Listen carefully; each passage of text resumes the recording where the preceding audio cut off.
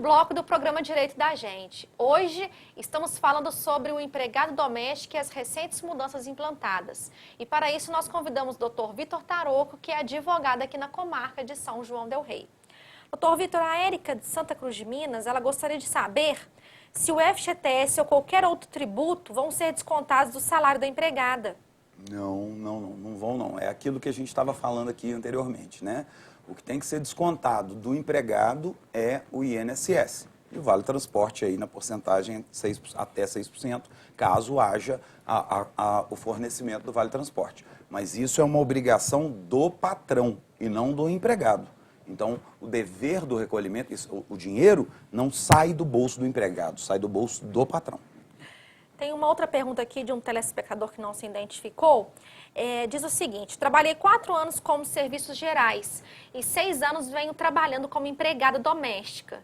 Tenho 10 anos de FGTS pagos. Eu tenho direito ao PIS? Pois é, eu entendo que sim. Nesse caso aí, se você receber até um salário mínimo aí e tudo mais, fizer as provas e tiver os requisitos aí do PIS, eu entendo que tenha sim. Mas aí tem a questão do doméstico, né? Que o doméstico aí tem a briga se tem direito ou se não tem direito. Então, teria que haver aí um estudo, uma consulta melhor da legislação para que sua pergunta possa ser respondida com mais certeza. Mas, a princípio, eu entendo que sim. Bom, nós temos aqui a pergunta de um outro telespectador que não se identificou. Ele diz o seguinte: até agora vocês só falaram no direito do empregado, mas e o direito do empregador? Pois é, isso é uma coisa muito interessante, viu? A gente tem sempre que lembrar aí, né, que o empregador, ele tem vários direitos, né? Ele pode cobrar, né, do empregado a pontualidade, né, a assiduidade em relação assiduidade pessoal, a assiduidade em relação ao exercício, né, do seu serviço. Ele pode cobrar a pontualidade, como eu disse, nos horários aí. É importante a gente lembrar, né, que deve haver um livro de ponto com a anotação do horário de entrada e horário de saída e o horário de descanso e alimentação. Você faz? Quase ninguém faz. O problema é esse, né? Tem um grande problema nesse sentido aí. Mas lá em casa a gente tem um convívio muito bacana, né? Até espero que para sempre. Mas essa questão ela tem que ser feita, né? Esse controle de jornada, ele tem que ser feito, principalmente para aqueles funcionários que excedam, né, as 8 horas diárias, sob pena de haver a inversão do ônus da prova quando o funcionário for na Justiça do Trabalho.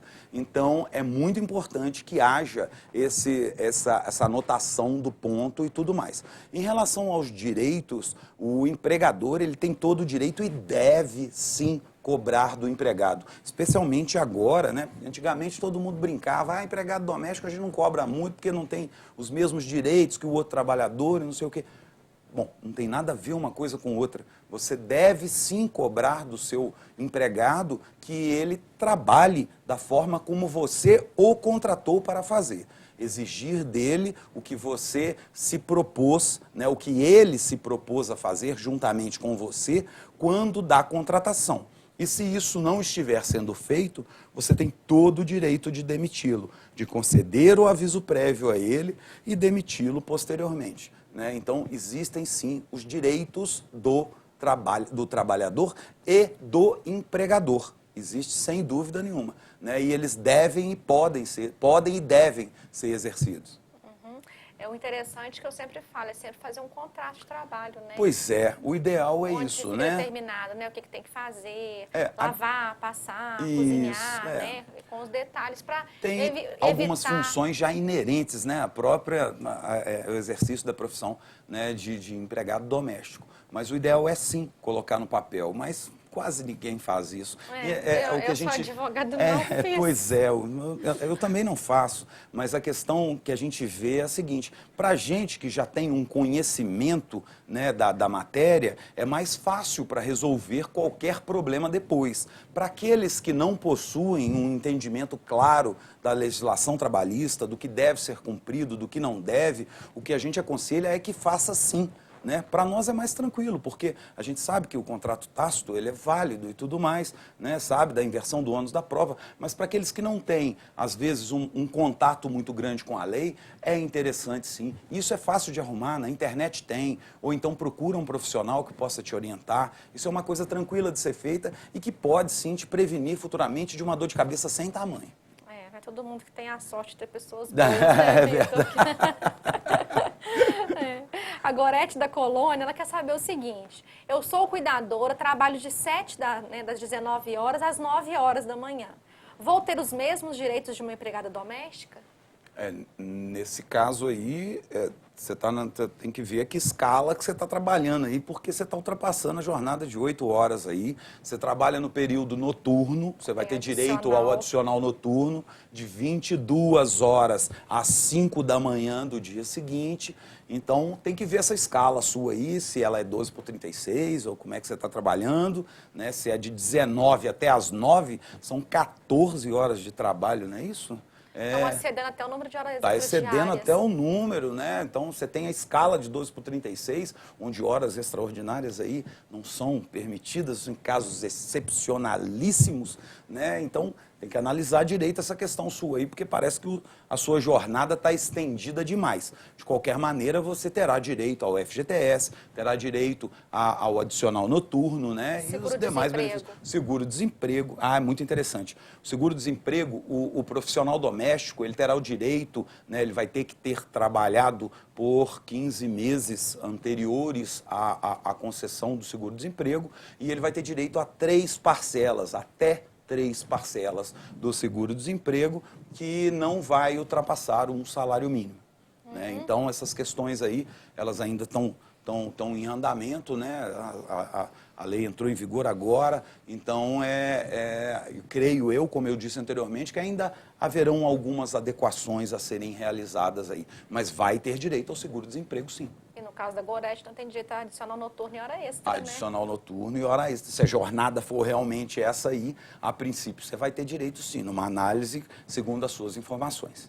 Bom, a Cida quer saber o seguinte: ela trabalha de carteira assinada e o que muda para ela agora com essas mudanças? Pois eu não sei se o seu empregador já fazia o recolhimento do INSS, né? Do FGTS, perdão.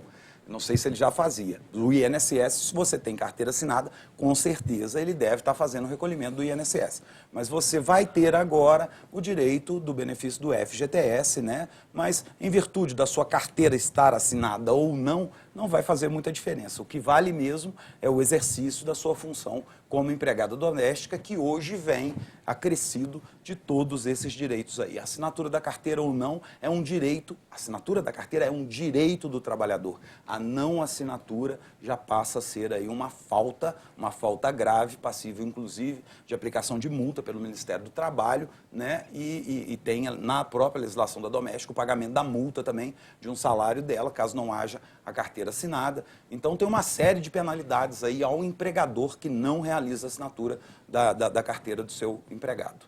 Bom, só para finalizar então, doutor Vitor, e para o diarista, o que muda com essa nova legislação? A legislação ela fez uma distinção, vamos dizer assim, né, de quem é diarista, né, e de quem é empregado doméstico. Então, ela não reconhece hoje o vínculo de diaristas que trabalham até duas vezes por semana, né? É importante a gente lembrar que você pode contratar uma pessoa e assinar a carteira dela para ela trabalhar para você 2 horas por dia, 1 hora por dia. Não existe um limite mínimo de horas trabalhadas para que você possa assinar a carteira do empregado, né? Você pode assiná-la, ela trabalhando para você, o tempo que você combinar com ela, né? A questão é a seguinte, se for um trabalho, uma jornada parcial, as horas não podem ultrapassar 25 horas por dia, 25 horas semanais e sem o cumprimento de horas extraordinárias, né, que aí já extrapola as 25 horas. Então essas questões elas estão sendo desenvolvidas aí, né, e entendo eu que vão haver ainda diversos acertos até que se chegue a um ponto final sobre a questão. Bom, nós estamos chegando ao fim do nosso programa, né? Eu quero muito agradecer ao doutor Vitor, Opa, né? eu que agradeço. Quero deixar aqui também o meu abraço, né, para o pessoal de Resende Costa, que tem nos assistido, seu Jair, né, o pai do Carlinhos, que está sempre me assistindo. Seu Jair, um abraço para o senhor, né? E deixar aqui a oportunidade também para você mandar seus beijos e abraços, dona Francisca, mandar né? um beijo para minha mãe, para o meu pai, né, para minha esposa, para os meus filhos, para minha sogra lá em Prados, né, que tá lá nos assistindo também. Pessoal de Para dona Prados. Ivone, que é a minha auxiliar lá em casa, né, minha empregada doméstica lá. Então, eu quero mandar um abração, um beijo para todo mundo e dizer sempre que procure sempre, antes de tomar alguma decisão, o auxílio de um profissional da área. Eu quero mandar minha empregada embora. O que eu faço? Procura antes essa informação para que você evite posteriormente qualquer tipo de problema que você possa vir a ter ou na Justiça do Trabalho, né, ou até mesmo com o próprio empregado doméstico, aquela pessoa que está ali do seu lado no dia a dia, dentro da sua casa, né, participando da sua intimidade. Então é sempre interessante que você tenha essa conversa antes com um profissional para depois você tomar algum tipo de decisão. Bom, e para você que não viu ou quer rever o nosso programa, ele é reprisado às quintas-feiras às 10h50 da manhã e às sextas-feiras às 10 da noite. Na próxima quarta-feira, o nosso encontro é com o Dr. Rafael. Muito obrigada pela sua participação e uma boa noite.